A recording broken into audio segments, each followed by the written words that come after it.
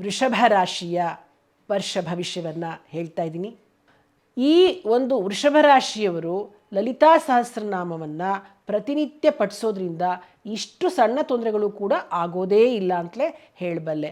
ಆಮೇಲೆ ಪ್ರತಿ ಶುಕ್ರವಾರ ಅಮ್ಮನವರ ದೇವಸ್ಥಾನ, ಲಕ್ಷ್ಮೀ ದೇವಸ್ಥಾನ ಆಗಿರಬಹುದು ಅಥವಾ ಪಾರ್ವತಿ ದೇವಸ್ಥಾನ ಆಗಿರಬಹುದು, ಯಾವುದೇ ದೇವಿಯ ದೇವಸ್ಥಾನಕ್ಕೆ ಹೋಗಿ ಕನಕಾಂಬರ ಹೂವನ್ನ ದೇವಿಗೆ ಅರ್ಪಿಸಿ ಬರೋದರಿಂದ ನಿಮಗೆ ತುಂಬ ಶುಭ ಫಲಗಳು ಉಂಟಾಗುತ್ತೆ.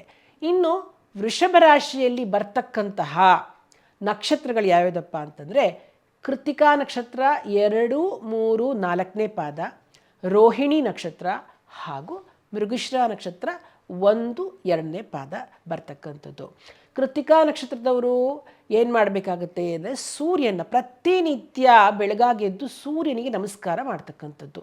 ಮಾಡೋದ್ರಿಂದ ವೃಷಭ ರಾಶಿಯ ಕೃತಿಕಾ ನಕ್ಷತ್ರದವರಿಗೆ ಬಹಳಷ್ಟು ಶುಭ ಫಲಗಳು ಕಂಡುಬರುತ್ತೆ. ಇನ್ನು ರೋಹಿಣಿ ನಕ್ಷತ್ರದವರು ಅಮ್ಮನವರ ದುರ್ಗಾದೇವಿಯ ಆರಾಧನೆಯನ್ನು ಮಾಡೋದ್ರಿಂದ ಅವರಿಗೆ ಶುಭ ಫಲಗಳು ಉಂಟಾಗುತ್ತೆ. ಇನ್ನು ಮೃಗಶಿರ ನಕ್ಷತ್ರ ವೃಷಭ ರಾಶಿಯವರು 1 ಮತ್ತು 2ನೇ ಪಾದದವರು ಲಕ್ಷ್ಮೀ ನರಸಿಂಹಸ್ವಾಮಿಯನ್ನು ದೇವಸ್ಥಾನಕ್ಕೆ ಪ್ರತಿ ಮಂಗಳವಾರ ಹೋಗಿ ಕಂಡು ಬರ್ತಕ್ಕಂಥದ್ದು, ಅರ್ಚನೆ ಮಾಡಿಸ್ಕೊಂಡು ಬರ್ತಕ್ಕಂಥದ್ದು ಮಾಡೋದ್ರಿಂದ ನಿಮಗೆ ಉತ್ತಮವಾದ ಭವಿಷ್ಯ ಈ ವರ್ಷ ನೀವು ಕಾಣಬಹುದು.